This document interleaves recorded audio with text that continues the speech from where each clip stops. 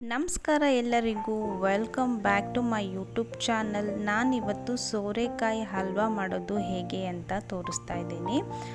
ಲಾಸ್ಟ್ವರೆಗೂ ವಿಡಿಯೋನ ಸ್ಕಿಪ್ ಮಾಡದೆ ನೋಡಿ. ಇಲ್ಲಿ 1 kg ಆಗೋಷ್ಟು ಸೋರೆಕಾಯಿ ಇತ್ತು.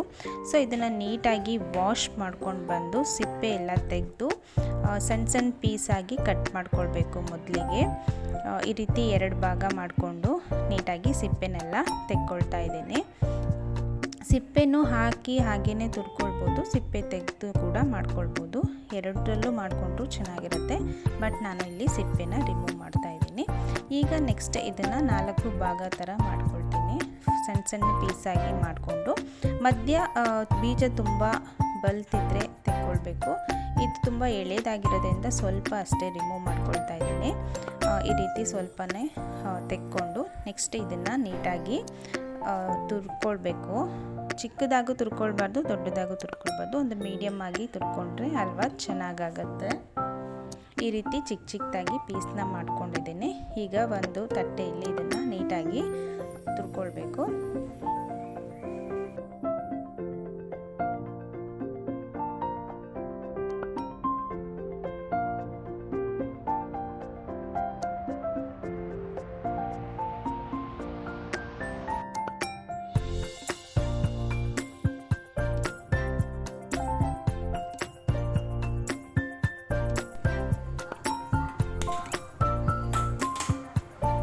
ಈಗ ಒಂದು ಪ್ಯಾನ್ಗೆ 1 ಚಮಚ ತುಪ್ಪನ ಹಾಕ್ಕೊಳ್ತಾ ಇದ್ದೀನಿ.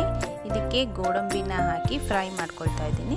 ಜೊತೆಗೆ ಬಾದಾಮಿನೂ ಕೂಡ ಚಿಕ್ಕದಾಗಿ ಪೀಸ್ ಮಾಡ್ಕೊಳ್ಬೋದು. ಬಾದಾಮಿ ಇರಲಿಲ್ಲ, ಸೊ ಹಾಗಾಗಿ ಗೋಡಂಬಿನ ಫ್ರೈ ಮಾಡಿಕೊಂಡು ಒಂದು ಬೌಲಿಗೆ ಎತ್ತಿಟ್ಕೊಳ್ತಾ ಇದ್ದೀನಿ. ನೆಕ್ಸ್ಟ್ ಇದಕ್ಕೆ ತುರಿದಿಟ್ಕೊಂಡಿರೋ ಸೋರೆಕಾಯಿನ ಹಾಕಿ ಚೆನ್ನಾಗಿ ಫ್ರೈ ಮಾಡ್ಕೊಳ್ಬೇಕು. ಇದು ನೀರು ಬಿಟ್ಕೊಳ್ಳುತ್ತೆ. ಚೆನ್ನಾಗಿ ನೀರು ಬಿಟ್ಕೊಂಡು ಚೆನ್ನಾಗಿ ಫ್ರೈ ಮಾಡ್ಕೊಳ್ಬೇಕು. ನೀರೆಲ್ಲ ಇಂಗಿ ಆ ಸೋರೆಕಾಯಿ ನೀಟಾಗಿ ಬೇಯೋವರೆಗೂ ನೀಟಾಗಿ ಫ್ರೈ ಮಾಡ್ಕೊಳ್ತಾ ಇರಬೇಕು.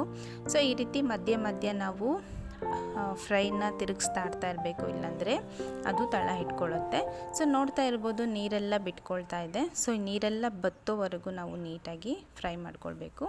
ಇವಾಗ ನೀರೆಲ್ಲ 50% ಬತ್ತಿದೆ. ಸೊ ಇದಕ್ಕೆ ನಾನು ಈಗ ಹಾಲಿನ ಕೆನೆನ ಸೇರಿಸ್ತೀನಿ.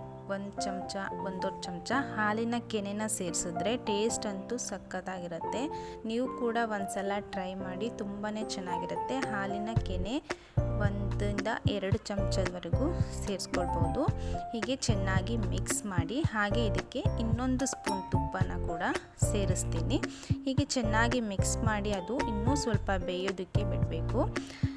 ಹೀಗೆ ಚೆನ್ನಾಗಿ ಮಿಕ್ಸ್ ಮಾಡ್ತಾನೆ ಇರಬೇಕು. ಇದನ್ನು ತುಂಬ ಚೆನ್ನಾಗಿ ಬೇಯಿಸಿದಷ್ಟು ತಿನ್ನೋದಕ್ಕೆ ತುಂಬಾ ರುಚಿಯಾಗಿರುತ್ತೆ.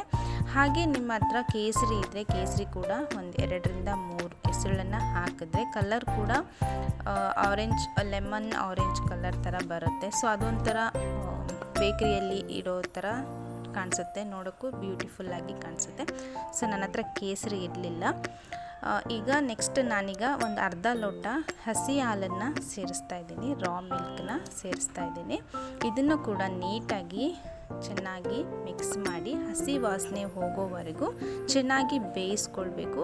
ನಾವು ಇದನ್ನು ಎಷ್ಟು ಚೆನ್ನಾಗಿ ಬೇಯಿಸ್ಕೊಳ್ತೀವೋ ಹಲ್ವಾ ಅಷ್ಟು ಟೇಸ್ಟಿಯಾಗಿ ಬರುತ್ತೆ. ಈ ರೀತಿ ನೋಡ್ತಾ ಇರ್ಬೋದು. ಈಗ 70% ಹಲ್ವಾ ಚೆನ್ನಾಗಿ ಬೆಂದಿದೆ. ಈಗ 1 ಕಪ್ ಆಗಿದೆ ಅಂತ ಅನಿಸುತ್ತೆ. ಸೊ ನಾನೀಗ 3/4 ಕಪ್ಪು ಸಕ್ಕರೆನ ಹಾಕ್ಕೊಳ್ತಾ ಇದ್ದೀನಿ. ಸಕ್ಕರೆ ಮೆಜರ್ಮೆಂಟ್ ನಾನು 1 ಕಪ್ ತೊಗೊಂಡಿದ್ದೆ, ಬಟ್ ಸ್ವೀಟ್ ಕ್ವಾಂಟಿಟಿ ಜಾಸ್ತಿ ಆಗುತ್ತೆ ಅಂತ ಸ್ವಲ್ಪ ಸಕ್ಕರೆನ ಅಲ್ಲೇ ಉಳಿಸ್ಕೊಂಡೆ.